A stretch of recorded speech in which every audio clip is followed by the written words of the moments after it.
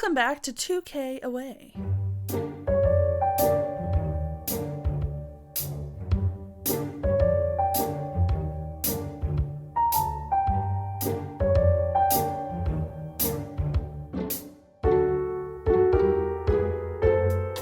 Welcome back to 2K Away. My name is Paige. This is my sister Peyton. Hello. We used to be 2,000 miles away from each other. Now we're in the same room. Yes. So, to our listeners, you can't see this. To our watchers, I am burnt. And I'm sorry.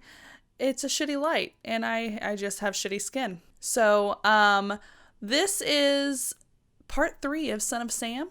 It is going to be the final part. Peyton kept asking if it's going to be 3 or 4 parts, but it is the final part. I was just double checking, okay?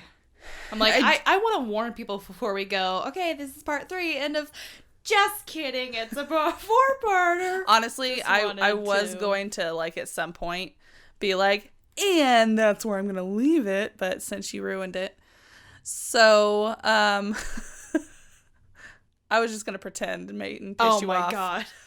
I would have been absolutely livid. I know. Why didn't you tell me? I know that no, seriously, I was going to do that, but no, I'm not gonna. Good.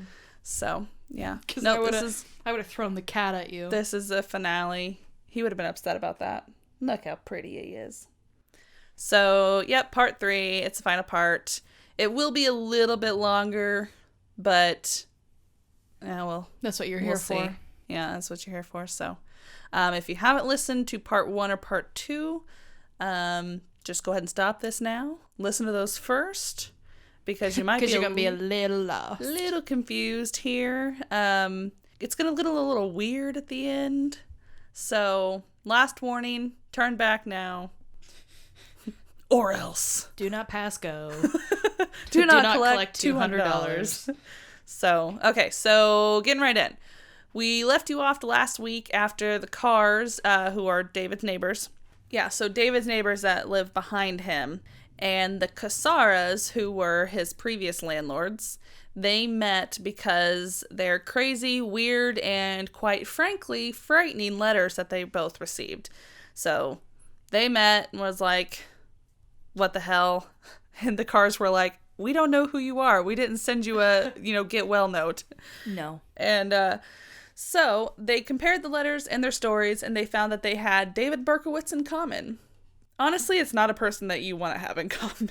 No, it's not. No. Even before you realized that he was this, crazy serial killer, you still didn't want to have him in common with somebody. No. Yeah. Well, not if he's shooting at my dog. Or shooting the dog, not just shooting at the dog. No. And throwing a freaking Molotov cocktail in your backyard. Yeah, but they didn't know that was him, though.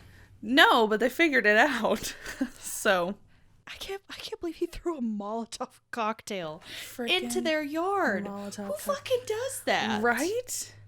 Ugh. So, yeah. So Nan Casara, the genius that she was, she said that he was the guy in not only their case, but in the Son of Sam case as well. They told the police their case. Officers, I want to say it again, officers,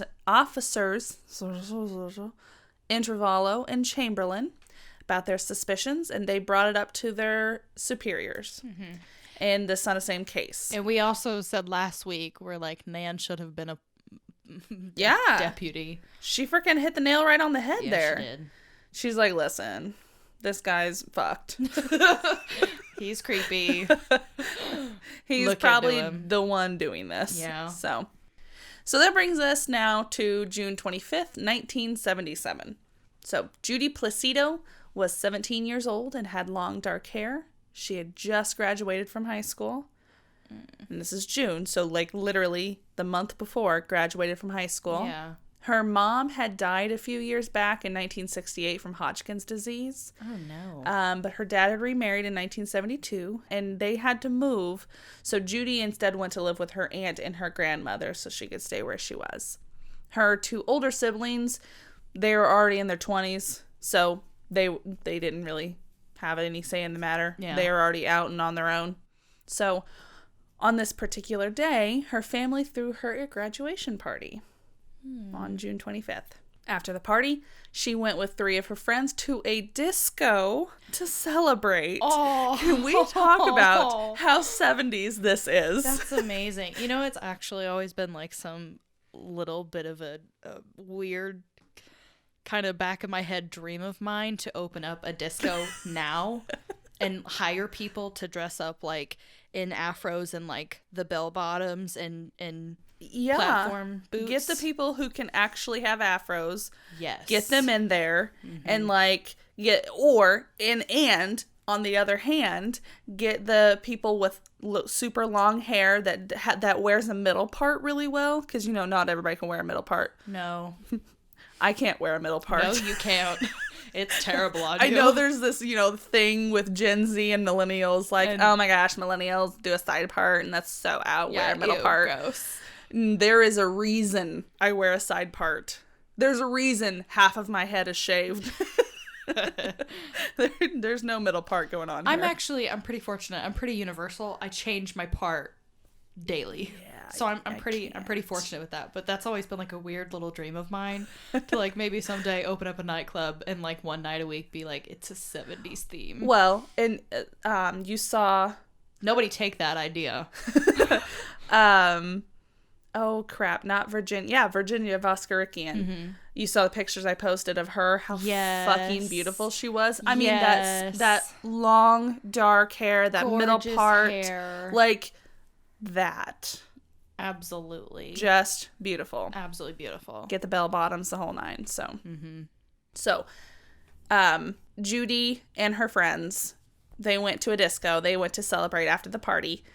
So, just to have more fun. I mean, you just graduated, you just had your graduation party, going out, having fun. Hell yeah. It was at this disco that she met Salvatore Lupo. Sal is what he went by. Of course. Sal was 20 years old, and he was a mechanic's assistant. He was there with some friends as well. That just sounds like a sexy name. Salvatore. You know? I know. So he was there with some friends as well, but the two danced together and were enjoying their night together. Mm-hmm. They met there and was dancing, having some fun. So Judy's friends decided to leave at some point after midnight, but she decided to stay because Sal offered to take her home. That's sweet of him. I know. So they stayed and danced for a couple more hours. So we're looking at 2 a.m. at this point. So he was friends with the bouncer there, and that's how he was getting home. So what's hilarious about this is this dude who doesn't have his own ride home. He's getting a ride home with his buddy. He tells this chick, he's like, yeah, I can go ahead and take you home. And he goes and tells his buddy, hey, BTW, we're taking somebody else home as well. I just think that's hilarious. That's really funny. So, but apparently the bouncer buddy, he was really cool because when they finally decided that they wanted to go ahead and go, the bouncer, he wasn't done with his shift yet. So he was still working. Mm-hmm. So he went ahead and gave his car keys to the couple and was like, yeah, just you can go sit in the car until, I'm ready, until my shift is done. So they're like, all right. So they literally were just sitting in the parking lot of this disco. I mean, so wholesome, so cute. I love it. It was a red Cadillac with a red top. Oh my god. How awesome is that? That old 60s, 70s. Absolutely sit in that car. I know. Old 60s, 70s model Cadillac. And the boat. And it's a boat. Oh my gosh. It's an absolute boat. Out freaking standing. So they talked about all kinds of things, including this wild killer that was on the loose, shooting people in cars. This is one of the things that they actually were talking about. Oh. Around 3 a.m., David saw the red car parked there, saw there was a girl in the passenger seat, and went straight for it. He crouched down on the passenger side and shot 4 times. He said he was just intending to kill the girl and not the guy. Fuck off. Yeah. These two she just had her graduation party, and you're going to go and fuck this up. So, Judy was shot in the back of her neck, just missing her spine. Oh my god. Thankfully, because otherwise, who knows what could have happened if he actually got her. She might have been paralyzed. Like I know. What was the other girl? Yeah, it was Joanne Lamino. She was the one that was with Donna DeMasi And he Donna was shot at just in the shoulder, and she was fine. But yeah, Joanne was at her front door, and she was shot and paralyzed. And again, this is another two strangers that have met, and David fucked up their night. Completely screwed it up. Ruined lives. Yeah. So, she was, she was shot just above her shoulder and in her right temple that went across her forehead to above her eye. Oh my. Yeah. So. Wait, as in the bullet was in her skull? No. So it basically grazed her, just her skin. So it went through, it was very superficial, but still enough to completely fuck up that part of her forehead here. So yeah, went in through her right temple and went across and basically out here somewhere. Wow. Yeah. Okay. So Sal was just shot in the arm. So when they were taken to the hospital, oh my gosh, this is going to kill you. Judy had to tell everyone at the hospital, plus the cops, that she wasn't who her ID said she was. Because she was only 18. So she needed a fake Earlier ID in the evening, she borrowed one of her girlfriend's older sister's IDs in case they checked IDs. Oh. And she was saying that she was so worried that they would immediately think that's who she was and try to call her family. Oh, and when her friend's parents picked up the phone, they were like, "Yeah, your daughter's been shot." That she was so afraid that she would cause undue harm to her friend's family. I mean, what a sweetheart. Seriously, but she was like, "Oh my gosh, that's not who I am. That's just a fake ID, not a fake ID." But at least she had enough sense to tell them that, though. Right, you know? right. No, I mean, at least she was awake enough. I'm surprised, but at least she was awake enough and coherent to be able to tell them, "Hey, the name on my ID is not actually me." Well, and that's the thing. Her immediate first thought wasn't help me. It was, "That's not me. Please don't call my friend's family. Don't, ruin their evening thinking their daughter was shot." So her first thought was thinking of her friend.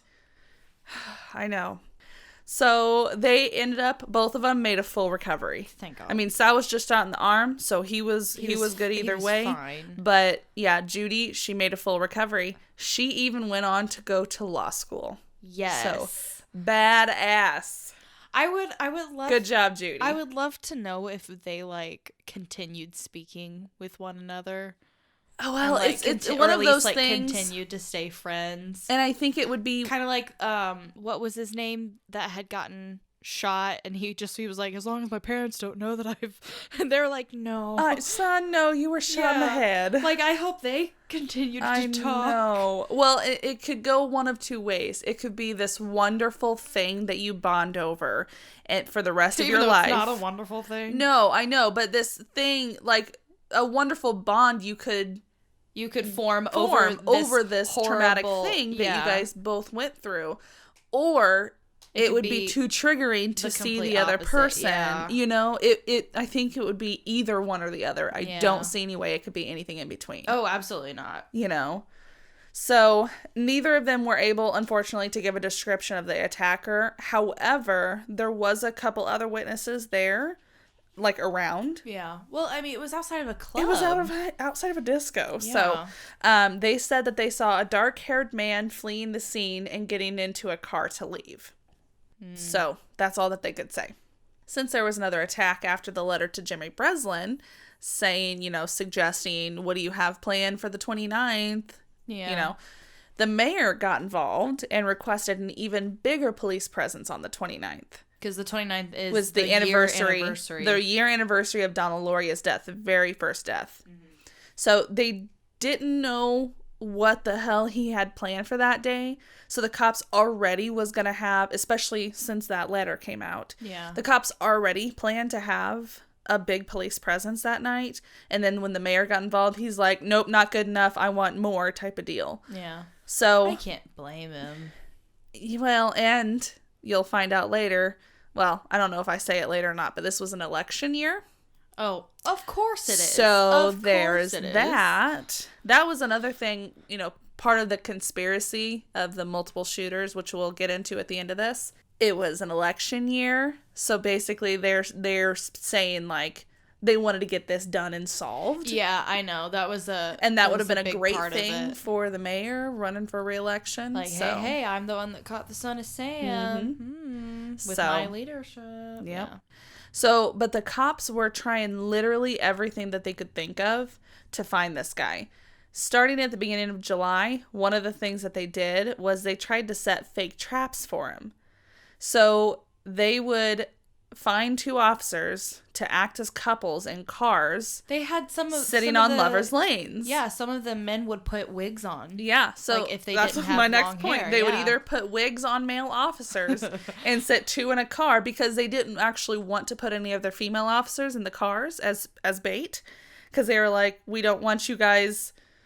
I don't know, because clearly they're the weaker species or whatever, but yeah, they're a cop. Put them in that damn car. Right. Yeah. I don't know if they just had all blondes and they were like, no, he's not going to want you guys. You're blonde, or whatever. So I roll. Right. Put wigs on male officers, or if they didn't have enough officers working at night, they would put a mannequin in the passenger seat of the vehicle. Well, that's safer than an actual person. No, so you're just putting one person in danger. And they can do twice as many cars if you just got one person per car. And a mannequin. But it's New York, so that's just not super safe. I tell you what, too, in the book, it talked about, how the officers would kind of joke about, now don't try anything, or, type of thing. Try to joke and make light of the situation because it was such a tense. Oh, when they were in the cars, in the car together. Don't try and put your hand on my leg. Right. Yeah. Or if they were in with a mannequin, they felt ridiculous sitting and trying to look like they're making out with a mannequin. But, I would feel a little silly too. Feel a little creepy, as a matter of fact. Right? Like, yeah, that too. This seems wrong. But I feel wrong about this. I did not get verbal consent to do this, so I feel horrible. But that's just one of the many things that they tried. Yeah. Their goal was to make the killer attack them instead so that they could actually catch him. Right. I mean, they had bulletproof vests, so that kind of helped things a little bit. I mean, he was shooting people in the head. So, but this was kind of a big risk for whoever had to go out and do this. Yeah. So they ordered this, I think, towards the end of June, beginning of July, when they started these little details. They ordered a bulletproof car, and it was really expensive, specifically for this. Not like an actual police car, but just a normal, everyday car, but bulletproof to help protect the guys doing this. Oh, wow. But it didn't actually arrive until the day that David was arrested. Damn. I know. So the car arrived the day he was arrested. I mean, that's not right now, but like I said, my next point in here. But before that happened, we have to talk about Stacy Moskowitz and Robert Violante. Yes. Yeah. So Stacy, this one, it's pretty much gonna ruin you. Yeah. Mm-hmm. This is so sad. She was 20 years old. She stood at 5'1" and had bleached blonde hair. Oh, tiny. I mean, she was the cutest little thing. So I say cutest little thing. I mean, she's 20 years old, so it's not like... But I still think 20-year-olds are babies to me. Yeah. So right. She lived with her parents and her younger sister. Her younger sister's name was Ricky, which I think is adorable. That's so cute. So her parents had actually already lost one daughter some years earlier when that daughter was 10 years old due to a heart disease. Oh, no. So they had already lost one daughter. Stacy, she ended up dropping out of high school at 17, but she did that to get into the fabric industry. But then she ended up... I mean, high school's not for everybody. But then she ended up going to a Delphi business school for a year as well. Oh, good for you. So she ended up working as a secretary at the Empire State Building. Oh, that's kind of cool. She was doing pretty good. That's pretty cool. She would make calls literally all over the world for whatever she was actually working for. Yeah. She made the phone calls and she was doing it. So people loved talking to her on the phone. They said that you pretty much knew her a couple conversations in and you just knew her. you felt like you were talking to somebody you've known for years. I also feel like Stacy Moskowitz, because I saw videos of like her mom. So they have that like Jewish New York kind of accent. Which is wonderful. And I loved it so much. So wonderful. So I can just imagine like Stacy being like this bubbly, like, thing talking to on the phone, and you just like absolutely love speaking with her. Like whatever they're ordering, like, oh, you want some of this, hon? I'll get you that. Like, I'll get that for you. Don't worry. I know. Like, I absolutely love that. So, and as a matter of fact, the people who she talked to on the phone, they literally couldn't wait to meet her in person when they would come to, whatever the business she was working for. When they would come to the States, they literally couldn't wait to talk to That's so cute. The bubbly chick who they talked to on the phone. That's so cute. Yeah. She was so open and kind, they said, and people described her, which is so amazing. They described her as standing out like a lamp in darkness. Oh. I told you, it's going to ruin you. So then Robert Violante, he was 6'2", with dark shoulder-length hair and a mustache.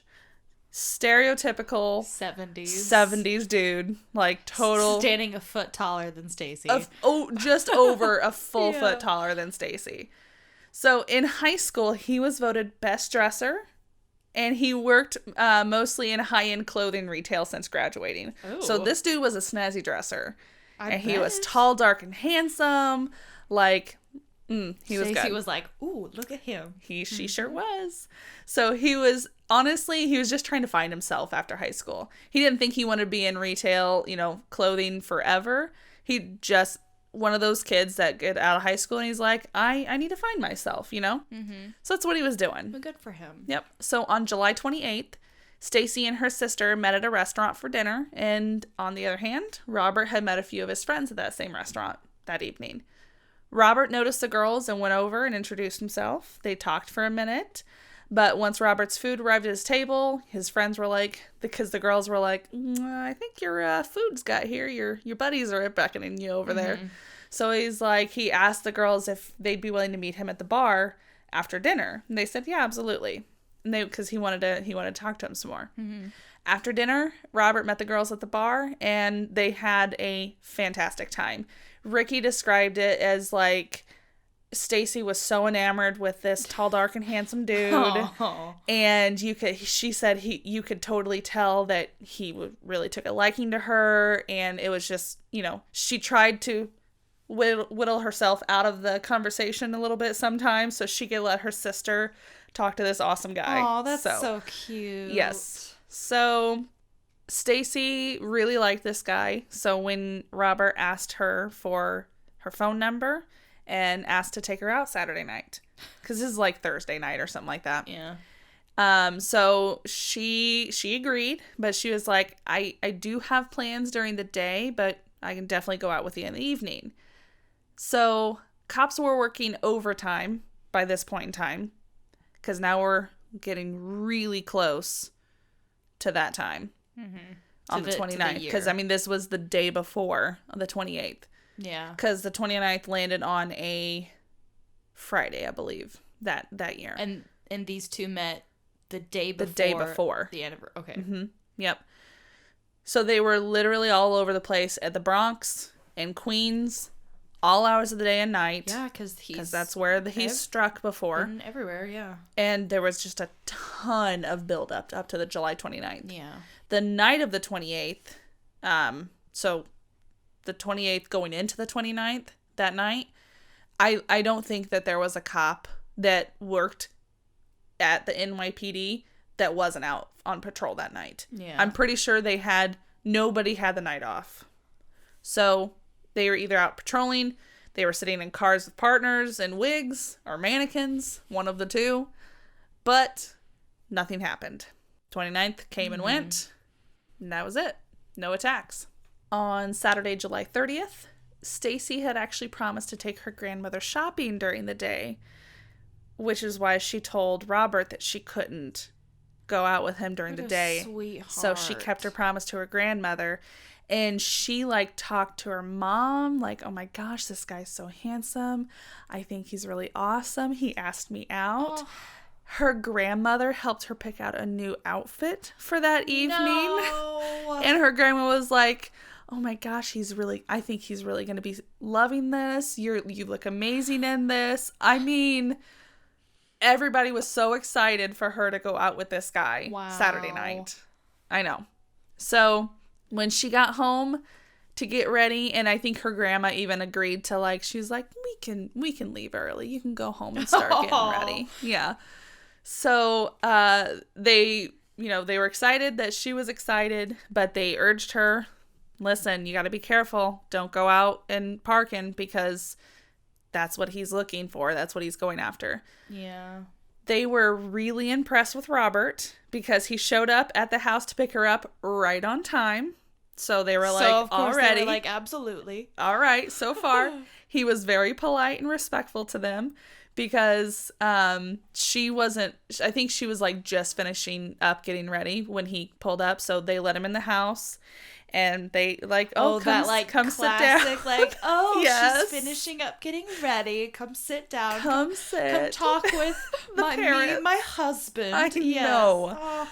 I know. So he shook both of their hands. Oh. Even called Stacy's dad sir, like the whole nine. Like he was fantastic. My heart. And like they sat him down on the couch. Stacy sat next to him, and he said how beautiful she was and everything. No. Yep.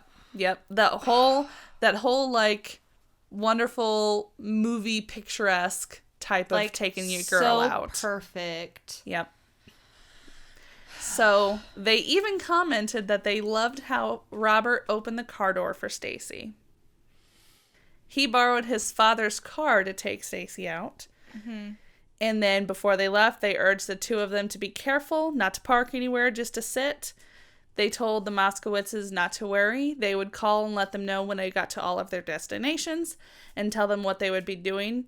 And besides, Stacy was a blonde. He goes after brunettes. Oh, no. Yep. So they did plan on going to the movies, but they left around 8 o'clock from her house. Mm-hmm. The movie didn't actually start till 10, so they were like, well, what are we going to do? So they went to Gravesend Bay to watch the ships go by because it was right on the water. They watched ships go by for a while till it was time to go to the movies. And I think he had suggested going to see New York, New York, but I don't think she wanted to see it, so I don't know what they actually ended up seeing. Because one of the two girls, they went and saw Rocky, mm-hmm. and I did see that he suggested going to see New York, New York, but she's like, nah, I don't know. So he's like, okay, we don't have to. So when they got to the movies, Stacy let Robert go buy the tickets, and she called her mom, just like she said she would. Mm-hmm. She called her mom, let her know that they were there, and they were safe, and they planned to go out to eat after the movie was over, and they did that. She also told her mom how good of a time she was having and telling her how wonderful Robert was. Mm. After they ate, they went to a popular Lover's Lane in the Brooklyn area just after 1:30. Now we're in Brooklyn now. Yeah. On the 31st. It was... So we've crossed over into the 31st. It was near water in a park somewhere because they decided to get out and take a walk to watch the boats again. And there was like a pedestrian bridge that not like crossed the water, but in the park. Yeah. And they like walked over the park because she, was all romantic and stuff. Of course. Yep. They did happen to see a creepy guy out and about while they were walking. Yeah. And because she pointed him out. So they ended up getting back to their car and decided to park somewhere else. But it was nearby where they were already and actually next to a light pole. And there were other cars parked in this area too, because there was somebody parked where they were just before they parked there. They saw somebody else leave, so they're like, oh, we'll park there. Yeah. So David was out and about and prowling that night. He drove to Bay 17th Street, parked his car in front of a fire hydrant, and got out to start walking to this lover's lane that was nearby. He got a little distance away from his car, and he saw a cop car go by, and they saw his car was parked in front of a hydrant. So he literally watched them write him a ticket for it, and they drove off. They wrote the ticket, put it on his car, off they went. He walked back to his car to put the ticket in there, and he was a little angry that he got a ticket, but he was like, I'll pay it later. It's fine. He put the ticket in his car, and he walked away. Creepy bastard. In an apartment building just a block away from where Stacy and Robert were, which is, I don't know if it was on Bay 17th Street or like right there near it, a woman named Cecilia Davis lived there with her little dog. She had been walking her dog. Speaking of her dog, she'd been walking her dog and returning home and saw, so she's out like at 1:30 at this point in time, walking her dog. She watched the officers write the ticket, put it on the car, and she watched David walk away from the car after looking at the ticket. So she witnessed all of this as she's walking home. Yeah. They met on the sidewalk, her and David did, and she saw him close up. He frowned at her, and it kind of scared her. And then he took off different direction. Yeah. Because they had passed each other on the street. Yeah. Like, he passed her. Yeah. Yeah. She also noticed that he had a gun in his hand, what looked like a gun in his hand. So she quickly made it back. Yeah, that'll creep you out. Yeah. That'll so scare that's you. why she was nervous. So she hurried back to her apartment, and by the time she got into her apartment, she heard loud pops that sounded like firecrackers. Oh, no. After David passed Cecilia, he went straight to that Lover's Lane where a few different cars were parked. He initially went towards one vehicle, but just as he got to the back of the car, it pulled away. And I don't think it had anything to do with them knowing that he was there. I think they were just not paying attention. They were just ready to leave, and it just happened to be when he got there. I mean, because he typically comes up from the back of the car. So instead, he walked to the passenger side of the car Stacy and Robert were in. At 2:35, he emptied the gun, shooting 5 times, and then ran. Robert was shot twice in the face, and he said he remembers just hearing a humming at first, and then he couldn't see at all. No. So the doctors would later say that the humming was his eardrums imploding. Oh. After hearing that loud-ass gun go off right literally into your face. Right. So there was so much pressure built up that it completely clogs your ears. So that's what happened. That's why he just heard a humming. Stacy was shot once in the head and once in the neck. Once Robert's hearing came back, he was able to hear Stacy moaning, so he started laying on the horn just to try to get literally anyone's attention. Yeah. So he got out of the vehicle yelling for help, and he grabbed onto the lamppost for support. He went back into the car and honked the horn as much as he possibly could before he ended up passing out. So the best way that I would be able to describe Robert's injuries was literally just to use a quote from a doctor that was interviewed in one of the newspapers within the following days. So it said, quote, "The bullet entered the left temple and passed through the left eye, shattering it. Only the cornea was left inside the lower lid. The bullet tracked over the nose and exited above the right eyebrow. The right eye suffered severe concussion that resulted in a dislocation of the iris, the colored part of the eye." So, I mean... A dislocated iris? Yeah. And it just shattered his right eye, it said.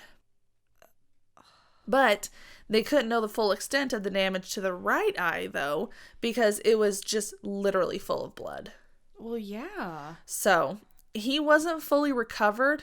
Now, remember, this is July 31st is where we're at right now.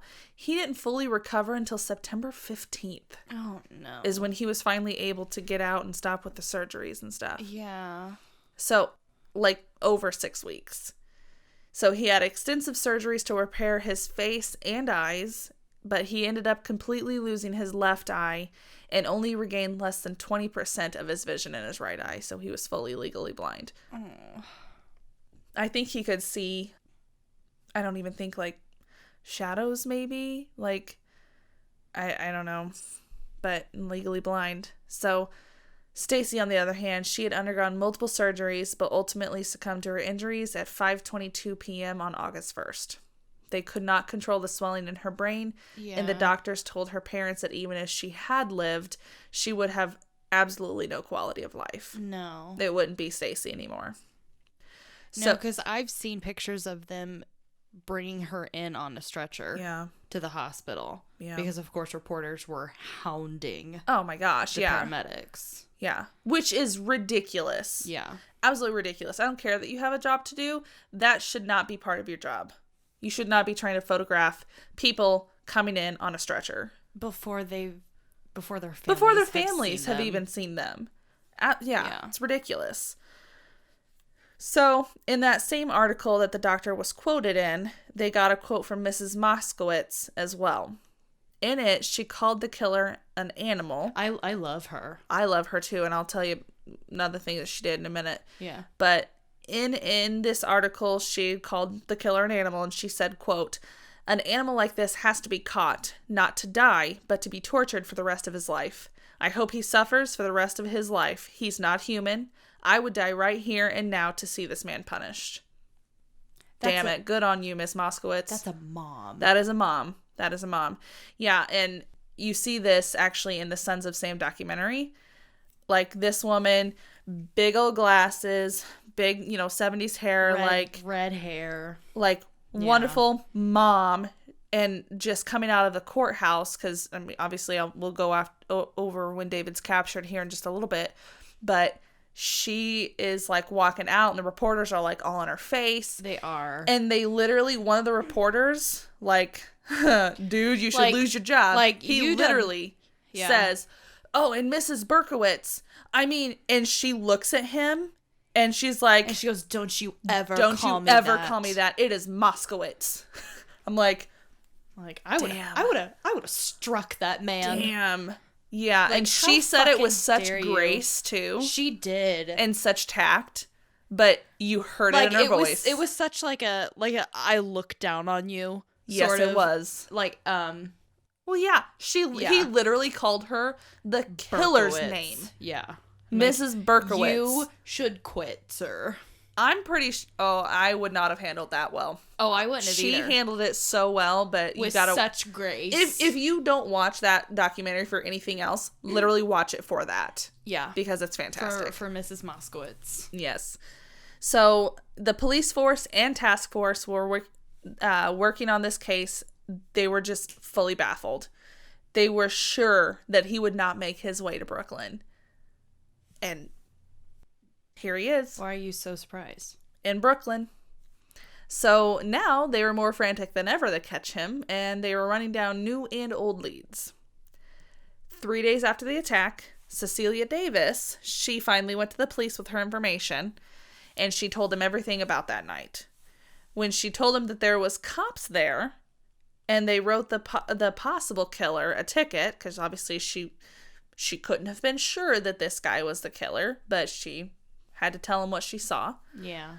They obviously realized that they needed to know who that was written to. Cecilia Davis, the woman that was walking her dog that night. Yeah. Mm-hmm. So when they figured out that the officers, which ones they were on that night, they asked them, they were like, "Hey, we need the tickets from the night of the 30th and 31st. They were like, we didn't write any tickets. We don't remember writing any tickets that night." Are you kidding me? They literally didn't remember writing any tickets. So they're like, so where are these fucking tickets? You wrote them a ticket. Yeah. Somehow they got turned in, because they didn't remember doing that either, because they ended up finding the tickets that night. They didn't remember turning the tickets in. They're like, well, then how did these get turned in? Beats me. Shrug. Yeah. Wow.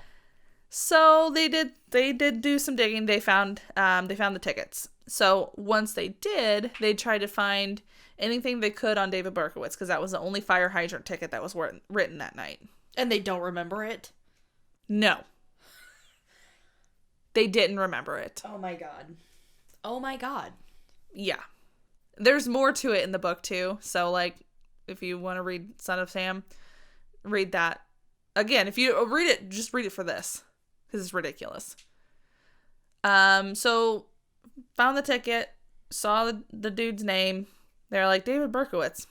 Doesn't sound familiar to us. And they really didn't find much on him, because he really didn't have much. He really didn't have hardly any record at all. I think he had an insurance ticket the previous year that I don't know if he, like, paid it or whatever. That doesn't say murderer. Exactly. That's what they were like, what the hell? Yeah. So they did realize that he was from Yonkers, though. So they called the Yonkers police to see if they can find anything about him. When they called, they got one Wheat Carr who answered. Wheat Carr, daughter. She's like, yes, I fucking do daughter know him. of Sam Carr, the supposed demon. According to David. Satan.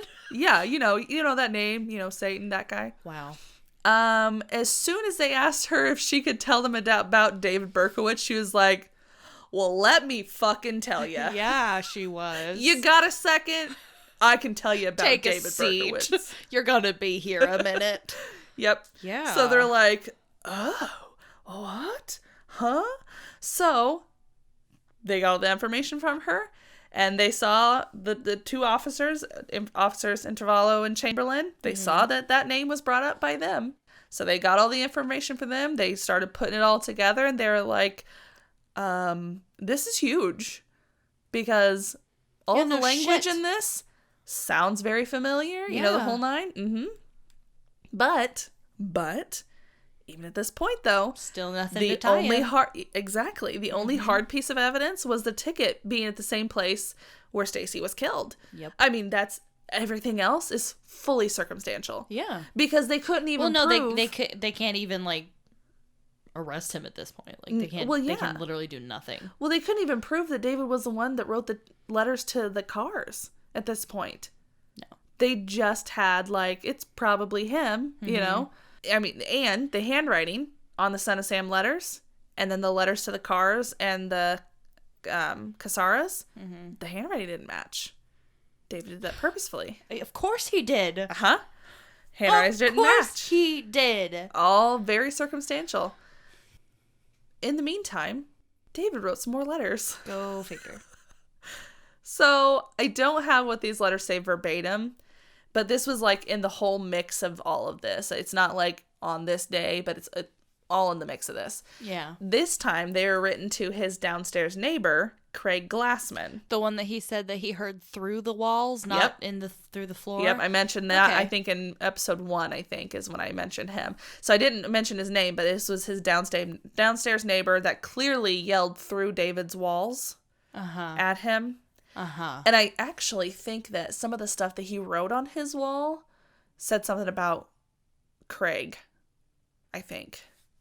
Yeah, and Glassman, here's the thing. Glassman was very newly divorced, and he had just moved into that apartment just a couple months before this happened. Poor guy. So he hadn't even been living there very long. David's been there a hell of a lot longer than Craig was. Yeah. So it's like... the fuck did I do? Right. I've only been here 2 months. And I'm getting these crazy ass letters. Yeah. And getting a fire set in front of my door, which I'm going to get into in just a second. So Craig was a registered nurse. He was working at a hospital in the Bronx. Go Craig. I know. And he was part-time sheriff's deputy. He was auxiliary sheriff's deputy. Oh, okay. So he did know a little bit about that, and he actually was able to carry a gun as well. So the letters that Glassman got, they were threatening him and telling him to stop yelling through his walls.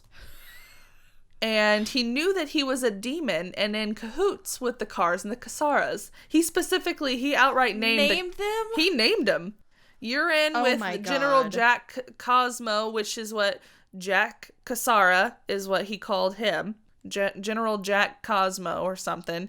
And Sam, the demon thing. Oh my. And you're using the dogs and like... Wow. Yeah. So he like name dropped the Carrs and the Casaras. And the Carrs and the Casaras, they put Glassman there to torment him. That's what this was. According to David's letter. Mm-hmm.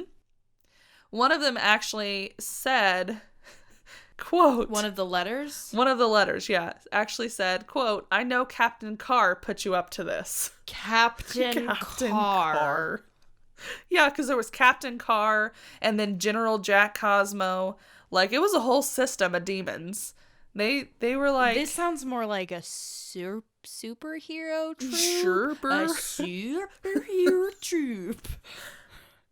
I mean, David was in the army. This sounds more like a cartoon. Honestly. Yeah. Yeah. It's a shitty cartoon, but it sounds like it. Yeah. So on August 6th, David sets one more of his little fires. Good God. This time right in front of Glassman's apartment door. So what he did was he took this little pile of trash and he set it on top of, he had, for some reason in his pocket, he had a bunch of .22 caliber bullets in his pocket. Oh, okay. So he took 20 of them out, set them on the floor there, and then put some trash on top of it and set it on fire. And then took off. What? What?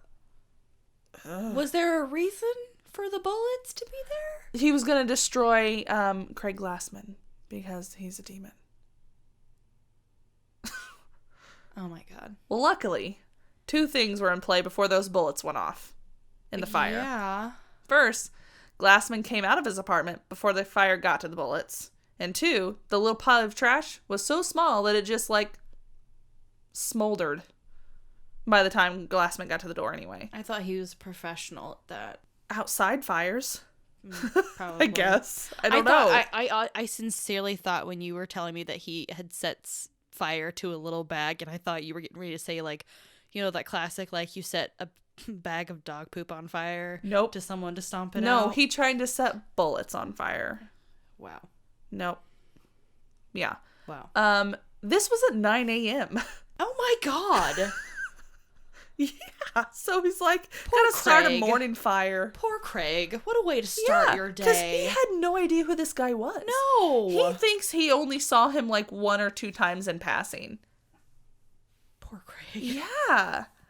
So that same night, and it said something in the book that he was devastated because he had failed and the demons were out again, and fuck off. Because that same night, he decided that he would go to Southampton to do his final killing spree to end it all. His plan was to kill as many people as he could so that the demons would have enough blood and meat to feed off of for a while so that he could escape the demons. Don't. Yeah. Don't. That's what he was saying. Don't say that. No. The problem was, no, it stormed that night, the night of August 6th, so it ruined his plan. So he just went back home. He's like, damn it. That rain. I can't go out in the rain. Demons don't like rain. So he went home. Wow. He's like, yeah, not tonight. Because he's an idiot. So the task force... Well, good. I'm glad he didn't hurt anybody. Right. That night. So, thank you, Mother Nature. Yeah. So the task force tried to call David to question him about pretty much everything. Be like, hey, so you're really creepy. Yeah. How about you come in and we Because chat again, with you? at this point in time, they don't have anything to just go out and arrest him. No. They just have all that circumstantial evidence. So they're like, we need to question this guy. Let's get him on the phone. Right. So at this point, they pretty much knew he was the guy, especially since Cecilia Davis had come forward. But if you can believe it, they didn't get a hold of him. Go figure. Because if you can, think about it, David's like, I don't want to answer the phone. I'm good with not talking to anybody. Mm-hmm. So they scheduled a stakeout of his apartment. This was on August 10th. This is a Wednesday. They found his car. It was a Ford Galaxy. Mm-hmm. It was a light-colored Ford Galaxy. And because they had actually talked about, some witnesses had seen actually a Volkswagen Beetle, a light-colored Volkswagen Beetle, right?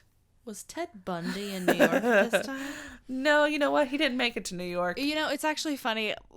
Earlier I asked, I was like, was it like a Ted Bundy color for Galaxy in one of the earlier episodes? And you're not really. It was more tan. And it really wasn't. Yeah. It was like a, I don't want to say Easter egg yellow, but kind of ish. But some people had said that they thought they saw a Volkswagen Bug at some of the scenes, but some other people said that they did see a light-colored vehicle similar to the Ford Galaxy. Mm. So... Well, they probably saw Volkswagen anyway because they were very popular. Right. Yeah. So, they scheduled a stakeout. And there was a lot of shit that went into this stakeout because there was a lot of guys that they wanted to be there because they had been on the case since the beginning type of deal. Yeah. And there was another witness. I mean, I think if I were in that position to, like, don't you want to be the one to bring in the son of Sam? Yeah. I'd be like, put me in that car. Absolutely. There was actually another witness in one of the other cars at Stacy Moskowitz's murder. There was another witness there. He actually was having a police detail every day at work, making sure that he was safe every day, because he also gave a description of the killer and everything like that, because he kind of not really saw everything that happened, but saw quite a bit of it. Oh. So the person that was basically on duty trying to watch him during the day, he also wanted to be there, and he couldn't get there until somebody else relieved him at that point in time. And like, it was a whole lot of crap that went into August 10th. Yeah. So what they wanted to do was catch anybody who went towards the car. So they found it, and then they were like, okay, great, let's get a search warrant. So they started to put that in play. So when they got there, they found the car, and they decided to go ahead and look into the car. In the back seat, they saw a green army-like duffel bag with what looked like guns sticking out of it.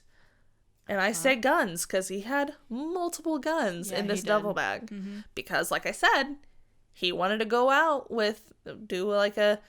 shoot as many people as I possibly could, is what he wanted to do. Yeah. So the back door just happened to be unlocked, and without waiting for the warrant to come back to search it legally, they opened the door to take a look for themselves. Idiots. Like, no. Just wait. Wait. Do this The warrant is coming. Don't you want to be able to put him away? Yes. The warrant is coming. Just wait for a little bit longer. They look in.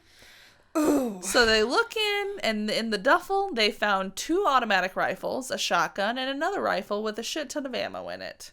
So they're like, this is our guy. Mm-hmm. When they called in to their superiors and were like, hey, we found the car. They're like, okay, great. And they were like, we opened the car. We went in the car. And they're like, are you fucking stupid? They're like, get out of the car. Yeah. What are you doing? Pretend that you didn't see it. Oh, you want me to get out of the car? Yes. Get out of the car. Oh, my God. If I were that supervisor, I would be like, what? I know. So, they were like, just go back and just sit outside the parking or the apartment building. That's all we want you to do right now. We just want you to catch whoever walks to the car. So what they did is they went ahead and had officers covering all of the entrances to the apartment building, and there ended up being more entrances and exits than they had originally planned. So they had to have more officers cover those. So at 7:35 p.m., so at this point, they're kind of been there most of the day, a man walked out of the apartment building and started walking towards David's car. As soon as they saw him and where he was heading, they drew their guns and they started closing in on him. Yeah. And it kind of drew a little bit of a crowd because cops and guns were closing in at all points, you know? I mean, if I were there, I would definitely be like, what's going on? Be a rubbernecker there. Yeah. So the man walked up to David's car, looked in, and then turned around to start walking away. And immediately there was a bunch of cops in his face, like, good. And they even like said something like, David, and it was Craig Glassman. No, Craig. It was Craig. Poor Craig. He thought they were there about the fire set in his apartment over the weekend. They're like, oh, are you here for the fire? They're like, what fire are you talking about? Oh, no. So they're like, okay.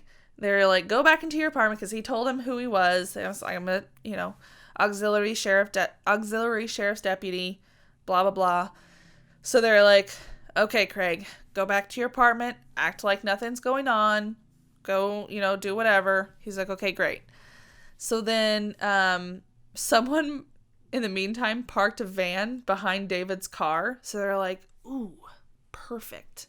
So they go up to this guy and they're like, hey, so we're going to need you to go ahead and just roll your van till it's kissing the bumper of this other car. Can you go ahead and do that and just leave it there for a while?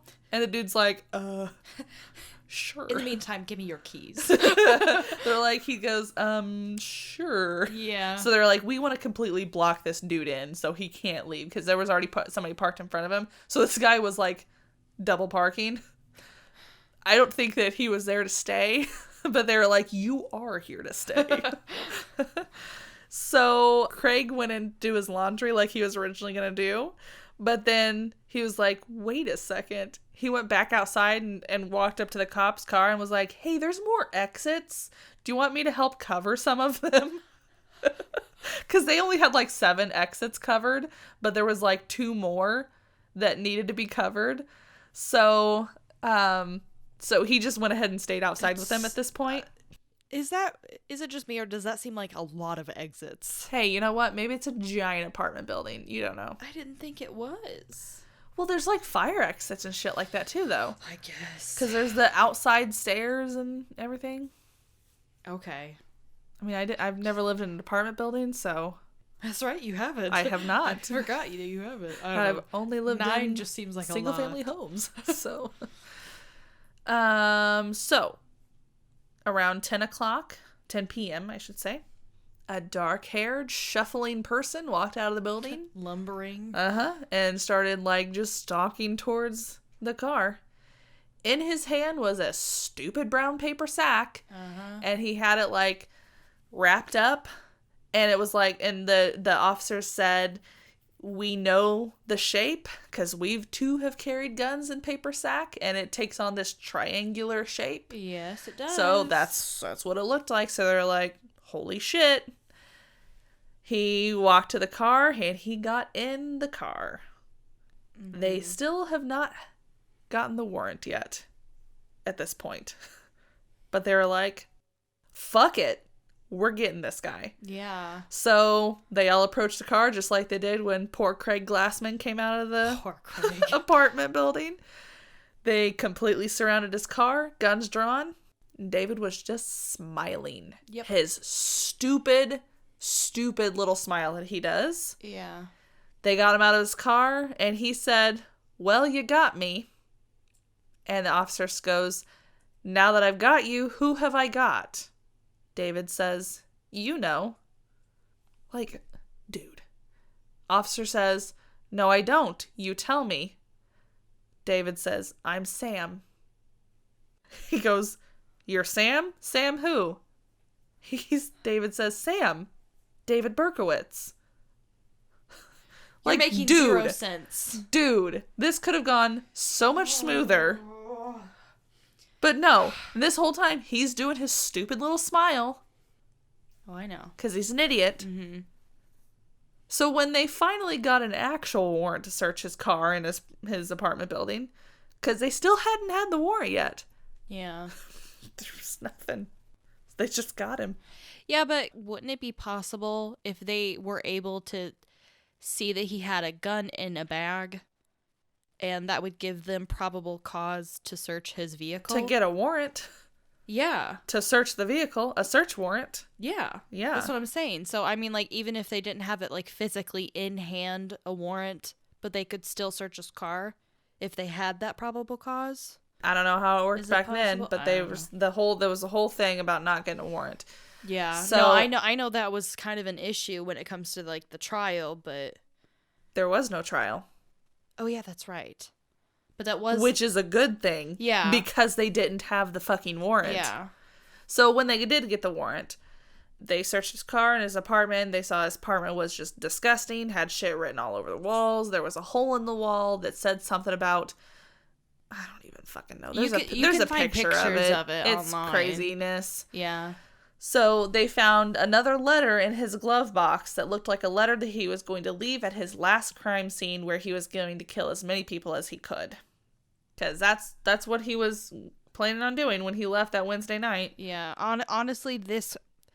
The timing. It couldn't have come at a better time. Yeah. Yeah. Because things could have gotten so bad. Yep. I mean, it's not like they weren't already bad, but it's like this probably saved a lot of people. Yep. So the next day, David confessed to it all. Yeah, of course he did. This is when he told them the whole demon story and that Sam Carr was the reason he killed because of the demon army and all of that things. Yeah. He also did not want to have a trial or anything and said he just wanted to plead guilty in court. Yeah. So this is why there was no trial, which is why the cops were very lucky. Yeah, but there was some talk about whether he was even fit. Yeah, we're getting into that. To do that? Okay, yeah. You're getting ahead of me. I'm sorry. No. Well, you're not. You're going too slow. Don't talk to me. Fine. Continue. So he had a few different mental health evaluations. It was literally my next sentence.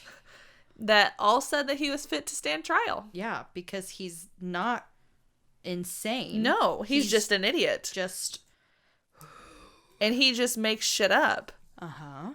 And as a matter of fact, in a later interview, he says that, yeah, I made all of the demon stuff up because he had read a book, some kind of psychology book or something. I don't remember what it's called. I had it written down somewhere. But basically, he knew what he was trying to say. That's where he came up with all the bullshit. Yeah. But because he said, no, demons didn't tell me. I knew that Sam Carr was not a demon. Yes. It was the same way with Peter Sutcliffe. Mm-hmm. Because Peter Sutcliffe said that he heard voices and blah, blah, blah, blah, blah, and basically was faking schizophrenia. He was not schizophrenic. He wasn't. No, he was just a cold-blooded killer. He was just a fucking asshole. Yeah, that's exactly what he was. All it was. And he had this... There was something wrong with him, but he wasn't schizophrenic. No. And I hate when some people that genuinely try and get out of the punishment phase after they've been caught will feign and pretend that they have schizophrenia, because that seems like, oh, they'll think I'm crazy. They'll put me in a facility and blah, blah, blah. Because there are schizophrenic people who don't murder people. No, that does not mean that just because you have schizophrenia does not mean that you are a murderer. No. And that is an insult to people who genuinely have schizophrenia. Yeah. And suffer from it. And who are, members of society. Yeah, good that are members of just society. trying to live their lives. Correct, yes. So, some psychiatrists, though, during these evaluations, so they tried to say that the crouching position that he would always get in, because he'd always crouch and then shoot into the passenger side, was sexual in nature, which is why he was, crouching down. No, I don't think so. But with David's background in weaponry and in the army, others say that he was just handling a difficult weapon like a pro. Because that's exactly what it was. 44 caliber revolver. No, it's huge. It's a big revolver. Gun. And they have short barrels too. Yeah. Uh-huh. So that's the thing. So the way he had to do it is he crouched down, he would rest his elbow on his leg as he's crouched. Yeah. That's why he's crouching. Also, he can't just put his hand down and shoot in. He's trying to look into the car where he's shooting. He's resting his arm on his leg, and he's putting one hand on the trigger here. The other one he's putting over that hand because of the recoil on this gun. Yeah. So this is just to get in a better shooting position. That was not sexual in nature at all. No. He's like I said, he's handling a difficult weapon like a pro. Yes. It's exactly what he was doing. Yeah, I don't find. Which again means he is not crazy. No. And this is not sexual in nature. He knows what he's doing. Uh-huh. He's meaning what he's doing. So even though his attorneys advised against it, he pled guilty in court to all the murders and attacks on May 8th, 1978, is when he pled guilty.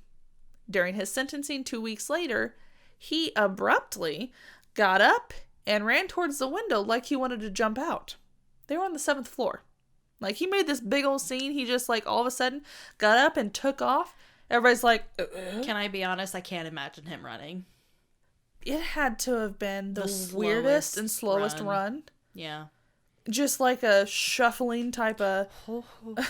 Yeah. Yeah. So he ran towards the window. Jesus. They caught him. Once he was caught and brought back to his seat, this is when he... And this reminded me of Charles Cullen, because he continued... Except Charles Cullen was talking to the judge. But David, he shouted, quote, "Stacy was a whore. I'd kill her again. I'd kill them all again." Yeah, I remember. So he's just making this big-ass scene just to be a dick. Yeah, I think this is his last, like, trying to sound crazy. And this is when that reporter was hounding Mrs. Moskowitz and called her Mrs. Berkowitz. This was that point in time, because, you know, they were trying to question them about, like, oh, what do you think about all that happened and all of this? Like, how do you think stop she fucking feels? talking to me. They're talking about my daughter who was murdered by this asshole. Yeah, how do you think she feels? Really? And then you have the audacity to call me Mrs. Berkowitz? Ooh. Excuse me, sir. Like, she handled that so much better than I would have. She was badass. The sentencing was halted, obviously. Judge ordered another psychiatric exam. Again, that's what he was wanting. That's what he was wanting. Yep. He was again found fit to stand trial. Because he was. Because he's not crazy. He's not just crazy. an asshole. So on June 12th, 1978, David was sentenced to 25 years to life for each murder, and there was 6 in total, to be served consecutively, not concurrently. Mm-hmm. However, the terms of this plea meant that he would be eligible for parole in only 25 years. Yeah. So he's actually eligible for parole in 2002, but he canceled that hearing and has been eligible every 2 years after that, but he's not even tried for parole. That's one thing that I can say about David Berkowitz is, meanwhile, while a bunch of other, like, horrible people have been trying so hard to get out of prison, and it's like, no, you should spend the rest of your life there. David Berkowitz has not. He's not. He plans on spending the rest of his life there. This is where I need to be. It's exactly what my next point. He says he's where he belongs. Yeah. But since being in prison, he's found God, obviously. Like they do. And is wanting to be now known as the Son of Hope. No. You're not gonna... dude. No. Your name is David. Uh-huh. You're not going to revamp your old little nickname. Right. No. Your name is David. David is your name. That's what you were named by your parents. So you're David. So he is currently serving his sentence at Attica Prison in New York. Mm-hmm. But that does not mean that he hasn't talked about the alleged satanic cult that he joined, which led him to these killings. Yes. So going back to our Arliss Perry episode when we briefly discussed it. Yes. So currently he's in Attica Prison. That's what he's doing. He's serving his time there. So I very much urge you to go watch The Sons of Sam, because that will really give you the whole picture on this conspiracy, because it's fascinating. It's very fascinating. And it's got some merit there, because well, like I said in the Arliss Perry episode, I'm like, it's got legs to stand on. It really does. Like it genuinely does, and it mentions so many people, different religious organizations, and all sorts of stuff. And because again, like the occult, like it's not a scary thing. The occult, it's not. And people want to view it as kind of like the boogeyman and blame all their problems on it, especially when the satanic panic was happening. Right. And this is just before that really started, like, going crazy. Yeah. Where people were like, this is a Smurf. This is of the devil. Like, no, it's a Smurf. Right. Like, you know. I'm kind of just going to briefly, and briefly is in quotations. Yeah, your form of briefly. I'm kind of going to go over the highlights of that, because the main thing I really wanted to do was get into the murders, the attacks, tell you who those people were, because they need their story told as well. So I just think you need to go watch the documentary because it's going to tell you all of this stuff better than I can. Because at this point, all of my stuff is a little jumbled. So just as a heads up there. That's all right. So the documentary, it's based off Maury Terry's book. It's called Ultimate Evil, The Truth About the Cult Murders, Son of Sam and Beyond. Yeah. So that's what the book is called. And that was published in 1987. Correct. To make that very clear. Yeah. So that's where that documentary is following. So it's not going to tell you the details that I have told you in these past 3 episodes. Right. That's why I wanted to read the Son of Sam book, because it gave me all of that. So to go down this rabbit hole, we have to go all the way back to 1975. Yeah, and boy, it's a rabbit hole. It is a deep one, let me tell you. Yeah. So when David was discharged from the army, he supposedly ended up joining a satanic cult. Mm-hmm. It was this cult, apparently, that he met both John and Michael Carr. Now, if you haven't listened to the first 2 episodes, I don't know what you're still doing here. So they allegedly were the ones to get him into this cult. They met him, and they're like, hey, join our cult. I'm pretty sure that's exactly how it went. Come down to the whatever. It's a good time. We worship Satan. Right. And David was like, wow, sounds like a great idea. Correct. So, like I said before, the Carrs lived right behind David's Pine Street apartment. John was in the military. I'd mentioned that before. He was in the Air Force. He was stationed in North Dakota at the time. But apparently Michael had a bit of a drug and alcohol problem that led him to turning to Scientology. Originally, and he was kind of a higher level in Scientology, and that got him interested in the occult. Mm-hmm. So Wheat Carr herself, she didn't even deny that her brothers were in a satanic cult. So she had been questioned about it later on, and she couldn't deny it. She's like, yeah, they were in this thing. It was weird, you know. It was also rumored that their dad, Sam, wasn't really a super nice guy. So when you put all of that together with the letters that were written, they talk about he's the son of Sam. John Wheaties is mentioned, which is literally the name of John Carr. He also mentioned, obviously his name isn't Wheaties, but his middle name was Wheat. His sister's name is Wheat. Yeah. John Wheaties. It also mentions Wicked King Wicker in that letter as well. Wicker Street is off of the street that the Carrs lived on. It's right there. So I even looked at the map of Pine Street and this park that I'm going to mention here in just a second. I looked at the map. It's right there. So you see the Pine Street apartments. You see right behind there. I don't remember what street it is that the Carrs lived on, but you go down a little bit. The next street is Wicker Street. Okay. So it's all there. So the cops just thought that David was trying to give himself some more nicknames, because that's what it sounds like. But Maury Terry thinks that he was actually trying to name some of his accomplices. Name some of his accomplices, because he doesn't think that David acted alone. Yeah. It goes on to explain too that the letters talk about he's the son of Sam.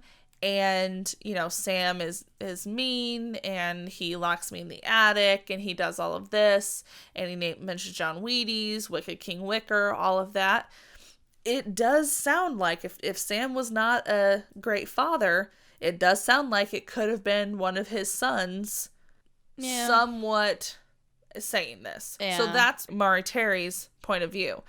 Or it could have been somebody close to the Carrs, and basically he's just using them as his story, essentially. Yeah. Because, I mean, I will say, like, the idea of calling him son of Sam, that's just weird. And I think they mean Sam is Satan, so he's like the son of Satan, I think is what he was trying to go for. I don't even know. He doesn't even know. He doesn't know. He doesn't even know. He doesn't know. So Maury Terry thought that he was not acting alone for many reasons, one of which is because of the police sketches. It goes deep into those police sketches because there's multiple sketches and none of them look the same. No. Not even kind of close. So each witness described something, and some of them, yes, said dark hair, blah, blah, blah. But one of them, I think, even said that the shooter was blonde and had curly hair. Yeah. So it's like, it was different. And none of the witnesses agreed fully with the sketch artist. Once the sketch was done, they were like, no, that's not really what I saw. So nobody was happy with the sketches. So Mari Terry thought that a couple of the sketches actually looked like the Carr brothers. Which, I mean, if you look at them, they kind of look like the sketches a little bit. Yeah. So David himself actually said in later years that he initially lied about committing all of the murders because he said, yes, he was present for all of the attacks, but he didn't actually pull the trigger at every attack. Yeah. He never actually gave names. He had named John and Michael at some point in time, but he would never give any more names than that. So he said he was the one that pulled the trigger at the shootings of Donna Lauria and then Valentina Suriani and Alexander Esau. Mm-hmm. All three of them died. Yeah. So these two in particular, yes, there was another witness with Donna Lauria, her friend Jody, but Valentina and Alexander, they both died. So neither one of them could give a description of the killer. So I just kind of want to point that out. So I don't know if that says anything, but I mean, he just won't give any other names because he did say when he was initiated into this cult, he was told that he needed to give them pictures of his family so that, like, if he was and like information just in case because I know, like I mentioned in the Arliss Perry episode that when they interviewed him, he was like, oh, I can tell you this, but I can't say anything else because people will harm my family. Mm-hmm. And that's been a very prominent theme in David being like, oh, I can give you this much, but I can't go any more than that. Right. And I'm like, so then why are you, whatever. Doesn't matter. I know. So there was also an abandoned pump house in Untermeyer Park behind, I don't want to say behind because it really isn't, because that's the other reason why I wanted to look at the map for this place, because I wanted to see how far Untermeyer Park was from David's apartments, because he would frequent that park. Yeah. And it said about a 5-minute drive from Pine Street. Oh, 5-minute drive. 5-minute drive. Okay. But it was a straight shot back to that park. Okay. So it was pretty close. So because I know didn't they say they would like walk to the park together? So yeah, I mean, it was definitely something that you could walk to easily. Yeah. So this particular pump house, though, that was in the park, it was completely covered in satanic symbols. And it shows you this in the documentary. So people would say that groups of people with hoods and torches would gather there, and David said that they would sacrifice dogs there and drink their blood. Yeah. Like we don't need to do this.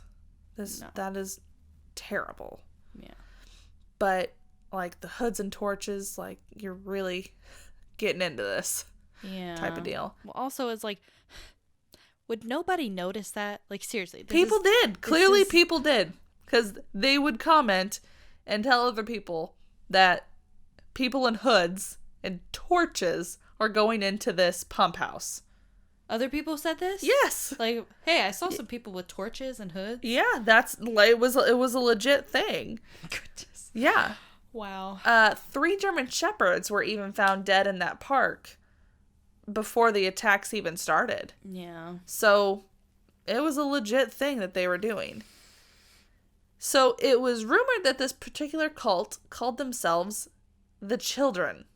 Yes. Which is disgusting. Well, here's the thing. When you talk about cult and blah, blah, blah, blah, blah, I mean, you can call yourselves dark, ta-ta-ta-ta-ta of Satan and blah, blah, blah. You know what? That's great. But when you call yourselves the Children, there's something about just that gives me the heebie-jeebies and makes me incredibly uncomfortable. No, it's gross. And I hate that. Yeah, it's gross.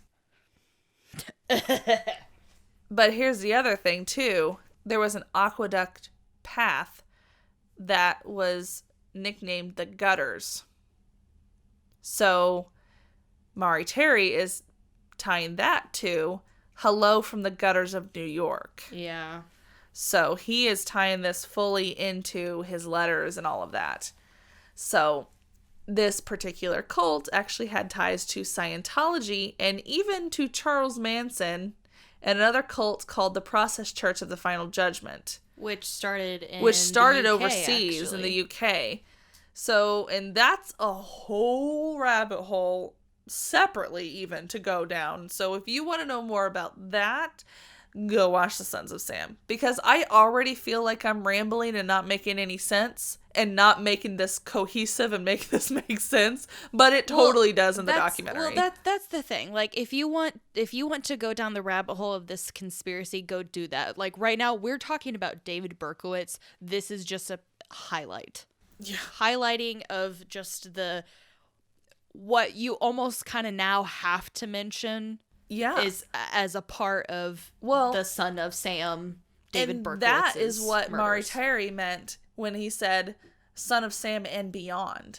That's what he meant by that, because he ties Charles Manson into this cult. That's why he says Sons of Sam. Right. So there was also a mention that Stacy Moskowitz's murder was actually planned and caught on tape as a snuff film that the children could use and sell to the highest bidder. Yeah. Maury Terry actually got this evidence from an Attica prison informant who knew David. He named a couple of people who were in on it. The cameraman was later killed, and alleged cameraman was later killed, and his death is still unsolved to this day. Yeah. And the producer of this alleged producer of this alleged film was supposedly part of the children as well. And he was also later killed, but his death was later deemed to be part of like a cocaine/money issue, because he threw huge like cocaine parties, essentially is what they were, because he's just this huge producer. Yeah. And yeah, they think that he was actually killed over some kind of drug issue. But he was also killed and was named as part of this whole thing. Maybe being a part of this. Right. Yeah. So David also mentioned that the shooter here at the Moskowitz murder was a member of the cult who arrived here from North Dakota. He arrived here specifically for this shooting. And if you remember right, John Carr was stationed in North Dakota. They also go on in the documentary to say that David couldn't have had time to kill Stacy, according to the timeline given by Cecilia Davis and the other witness that I was talking about earlier that had round-the-clock protection, given by him and Cecilia Davis, because they said that he literally wouldn't have had time to go back to his car, get the ticket, and then go straight to Stacy's car, Stacy and Robert's car. Like, especially on foot. On foot, correct. They also had different descriptions of the killer. Yeah. Like, fully different. So, that was another thing. Like, maybe he didn't kill Stacy Moskowitz. Maybe it was somebody else that did. But he admits to being there. He just says he wasn't the one that pulled the trigger. So then going back to Michael and John Carr, what really honestly stuck out to me about them, they both died very suspicious deaths after the last attack. They did. Like within 6-ish months. And they'd only died within a couple months of each other, but like within 6 months of the last attack. Yeah. So Michael died in a car accident where it looked like he could have possibly been run off the road. So that was suspicious. And then John's death was actually labeled a supposed suicide, but it literally doesn't make sense for it to be that way, because he had possibly trespassed on this Air Force base that I don't think he was stationed at, and went to this house in the middle of the night, and he was inside with the wife. Yeah, it was real weird. Whoa, it was weird. And then all of a sudden the husband had gone out, and then all of a sudden he heard a gunshot inside. It was just crazy. So the other thing about John is John had actually drawn that symbol that David had put in the newspaper. he had drawn that symbol 4 months before David even drew it and released it to the newspaper. Yeah. And it was like it was known that he had drawn it 4 months before because he was actually seeing a psychiatrist at the time. So, and the psychiatrist had seen it.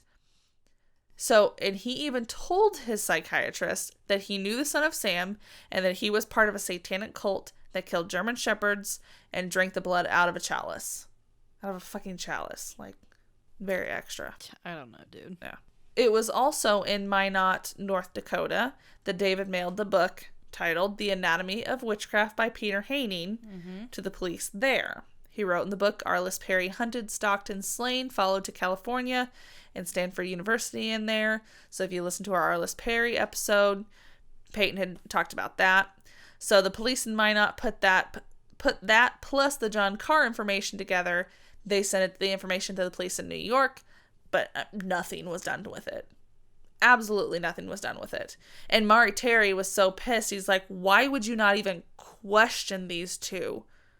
They weren't questioned at all. Sam Carr was questioned about his letters because he called the police. Yeah. But that was it. They didn't question him. Well, that's the thing. They questioned David about Arliss Perry. Yeah. But that was all the more they did with that. And David's letter writing wasn't done. No. Because then he wrote a letter to Maury Terry. And this is a big reason, actually, why he got further into the satanic cult theory, because David actually sat down with Maury a couple times to talk. Well, here's the thing, though. He wrote, if I remember correctly, he wrote a letter to Maury Terry in 1977, and then it was in 1979 that he sent that book, The Anatomy of Witchcraft, to Terry Gardner in Minot, North Dakota. And then that's when the ball really started rolling and the satanic cult stuff, and Maury Terry started really investigating, because he didn't publish his book, The Ultimate Evil, until 1987. Yeah, it's 10 years of research. 10 years of research, yeah. So, like, it literally encompassed his entire life. He was literally obsessed. Which, I mean, to the point where it's like, he may have been seeing things that had nothing to do with anything. Yeah. Because one of the biggest issues that I have, and again, I'm not saying that that this doesn't have legs, because I truly think it does. But if you're looking for something, it's gonna be there. It's gonna be there. Like you're thinking of every little thing that this symbolizes this. Like, come from the gutters of New York. Oh, there's an aqueduct and blah, blah, blah. Every little thing he's trying to find a meaning to, and sometimes things just don't have meanings. Right. You know? So it's that's one of my biggest issues with it. Well, when he would sit down with David, he named the cars, but he said that he just couldn't name any other names because he didn't want his father to get hurt. Yeah. And then at some point, David got his throat slashed in prison from another inmate with a homemade shank. Yep. Like, from the front, like, side, like, it was the side of his neck that was fully slashed open. He had like 50 stitches or something like that. Yeah. So, and then after that, he stopped communicating with Maury Terry. He was done talking after that. After almost getting your throat slit. I would. There was also a car, like I said earlier, that was at some of the shootings of VW Bug. Supposedly another member of the children had one, and that person later died by suicide. So there was something else that was kind of tied to it too. And then some of the other people who were known to be part of the cult all lawyered up. Yeah. So, I mean, it's strange. It's all very strange. And I just honestly go watch Sons of Sam. It explains all of this much better than I can and have. Because I think I'm just rambling at this point. I just wanted to get the Son of Sam, like the actual, like I said, killings and all of their stories out there. I want to talk about the victims, the survivors. And I think if you want to dive further into conspiracy, because I seriously think that there's something to it, I think you need to watch that. So yeah, it's fascinating. It really is. And it does make sense that there could have been multiple killers, honestly. Yeah. And especially with all the eyewitness accounts. I understand that not all eyewitness, first-hand witness accounts can be reliable, but... And especially some of them were shot in the head, you know? Yeah. I mean, it's like... Yeah, but there's witnesses that were not part of the victims. Yeah. And saw somebody running away from the scene type of thing. I mean, I think it was one of the sketches that had the blonde curly hair, because I know some people were like, oh, at some point David Berkowitz wore a wig. And, I mean, that might be true, but one of them actually... I doubt it. I don't think he wore a wig. Well, one of the sketches actually genuinely looks like Michael Carr, because Michael Carr had curly blonde hair. Yeah. I don't remember which one it was. I think it was Michael. One of them was Michael. had that kind of hair. John had the shorter, straight hair because he was the one in the Air Force. Mm-hmm. Yeah, it was Michael Carr that had the longer curly hair. Yeah. And one of the sketches looks like Michael Carr, in my opinion. Yeah, so I don't know. But that was pretty much all the further I was getting into the conspiracy, so. Yeah, because... Again, this isn't about a conspiracy. This is about a man who murdered 6 people and attacked more. And supposedly. He may... I definitely think he definitely killed some of them. I just can't guarantee that he killed all of them. Well... Because the timeline in Stacy Moskowitz's murder, it doesn't really make a whole lot of sense. When they explained it on there, because they even had, like... high up people, higher than me, talking about it, and the timeline of when Cecilia Davis saw him, like I definitely think she saw him. Whether or not he's the one that killed Stacy or not, she saw him. But I don't know. The timeline is weird on that one. So yeah, definitely go watch it. Highly recommend. Yeah, it's a good docuseries. Yeah. But it's just this whole thing is just a shame, because so many young people that had so much going for them. So much ahead of them. So much going for them. So much potential in their lives, and it was just shattered. Donna Lauria was going to be a paramedic. She was going to be an EMT. Stacy Moskowitz was a literal... just gem of a person. Yeah. Virginia Voskerichian, she was just beautiful. She was going to school. Imagine what she could have done. She became a U.S. citizen, right? Yeah. Yep. So just imagine what they could have done. And what was the girl's name that held up her textbook? Because that broke my heart. I think that was Virginia. That was Virginia? Okay. Just all that is just so sad. And then Christine Freund and John Deal, they were engaged, the couple, not engaged like yet. Almost engaged. Yeah. They were going to tell everybody on Valentine's Day. They were the ones that saw Rocky, and just ruined you. Yeah. Alexander and Valentina, they both died, and they were just precious. Yeah. Absolutely precious. So. And poor Robert basically can't see anymore. Yeah. Well, and that's the other thing, too. That gets me, because Robert Violante was interviewed in that as well. Yeah, and then Carl De Niro, he was also interviewed, because he's the one with the metal plate in his head now. And he was getting ready to go into the Air Force. He was going to the Air Force. But I think it's interesting, because both of them... they both think that... convinced that David Berkowitz did not shoot them. Yeah. Yeah. Yeah. So I think that says something too, honestly. Yeah. So I recommend getting into that, but I wanted to tell you all about stupid ass David Berkowitz. So yeah, there's that. The final part 3, Son of Sam. We didn't get into 4 parts, so there you go. Thank you. Although that was 19 pages of shit. It's fine. So. But yes, thank you everybody for joining us for part 3 of David Berkowitz. We appreciate it so much for sticking with us. Sticking with us. I got you. Thank you. I saw you struggle. Yeah. Because I've been on David Berkowitz too long. Yeah.